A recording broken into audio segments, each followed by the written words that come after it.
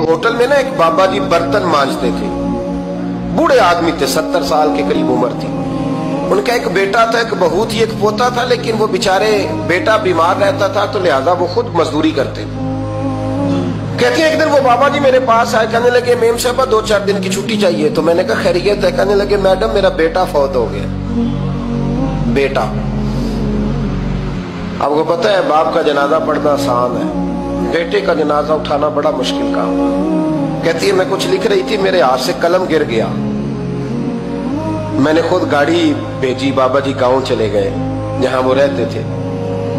کہتی 2-3 دن کے بعد میں اور میرا شوہر گئے تو رستے میں ہم باتیں کر رہے تھے کہ کیا تعزیت کریں گے، ایک ہی بیٹا تھا، کوئی رشتہ دار بھی نہیں، تو اس کی تو کائنات اجڑ گئی، کن لفظوں سے اسے تعزیت کیا کہیں گے۔ کہتے جب ہم گئے تو وہ ٹوٹی ہوئی چٹائی پہ بیٹھا تھا، کچھ لوگ قریب تھے، ہم نے جا کے کہا بابا آپ مسلمان ہیں، ہم آپ کو کیا نصیحت کریں، ایک ہی بیٹا تھا، کہ کس طرح کر کے ہم آپ کو تسلی دیں۔ تو کہتے اس نے آنکھیں کھولی، بوڑھی آنکھوں میں ایمان کی روشنی، کہنے لگا بی بی کیا تعزیت کی بات کرتی ہو، میں نے کوئی پیسے جمع کرا کے بیٹا لیا تھا، خدا نے فضل سے دیا تھا، عدل سے لے گیا ہے، میں اپنے رب کے فیصلوں میں بڑا راضی ہوں۔ اللہ اکبر۔ وہ خاتون کہتی ہے کہ وہ بابا جی سے میں نے کہا کہ چلو آپ 1 مہینے کی چھٹی کر لے، تو کہنے لگا نہیں میڈم میں مسلمان ہوں، مفت کی روٹی نہیں کھاتا، مزدوری کر کے کھاتا ہوں، میں انشاءاللہ 2-3 دن کے بعد کام پہ آ جاؤں گا۔ کہتے ہیں وہ چند دنوں کے بعد آ گیا، اللہ کی قدرت کے ابھی 2-3 ماہ گزرے تھے پھر آیا، میڈم چھٹی چاہیے کچھ دنوں کی، میں نے کہا خیریت ہے؟ کہنے لگے وہ میری بہو بھی ہارٹ اٹیک سے فوت ہو گئی۔ کہتے اب میں بھی تڑپ گئی اور عیسائی ہو کہ میری آنکھوں میں آنسو آ گئے۔ میں نے کہا گھر کا دروازہ بند ہو گیا، اب یہ بیچارہ کیا کرے گا، وہ اپنے شوہر کے غم میں ہارٹ اٹیک سے فوت ہو گئی۔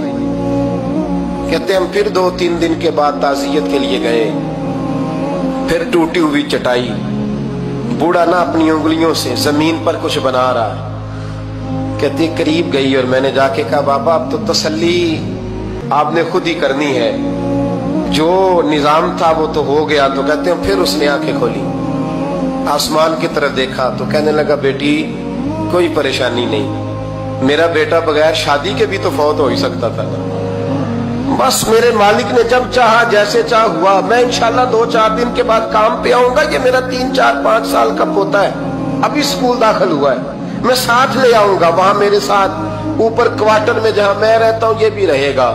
کبھی کبھی میں دیکھتی چھت پہ کھڑے ہو کے کہ دادا گھوڑا بنا ہوا ہے اور پوتا سواری کر رہا ہے، وہ سویرے اٹھتا اس کو سکول چھوڑ کے آتا، شام کو لے کے آتا، پیار کرتا، محبت کرتا۔ 3ری منزل پر ہم نے کوارٹر دیا ہوا تھا، وہاں دادا پوتا رہتے۔ اللہ تو بڑا بے نیاز ہے۔ کہتی ہے اقبال ایک دن نا پوتا اوپر والی منزل پہ کھیل رہا تھا، اس کا پیر پھسلا، وہ گردن کے بل زمین پہ گرا، مجھے خبر ہوئی تو میں دوڑی، ایمبولینس منگائی، خون سے لتھڑے ہوئے اس بچے کو دادے نے اپنی گود میں رکھا، اور جب ہم ہسپتال کی طرف گئے تو ہاسپٹل بعد میں آیا، جناب اسرائیل پہلے آ گئے، اور کہتے ہیں وہ گود میں دم توڑ گیا۔ پھر دادے نے اسے اپنے ہاتھوں سے غسل دیا، پھر اس نے اپنے بوڑھے ہاتھوں سے قبر کھودی، اور پھر مٹی ڈال کے کہنے لگا اِنَّ لِلَّهِ وَإِنَّا إِلَيْهِ رَاجِعُونَ، جے سونا ہی میرے دکھ وچ راضی، جے سونا ہی میرے دکھ وچ راضی۔ پھر سکھ نو چلے ڈاواں، کہتے ہیں وہ مٹی ڈالی اس نے، اور جب وہ واپس پلٹا تو میں بازو سے تھام کے ہوٹل قریب لائی، اور میں نے اس کے قریب کہا کہ بابا تو ٹوٹ گیا ہے، تو بکھر گیا ہے۔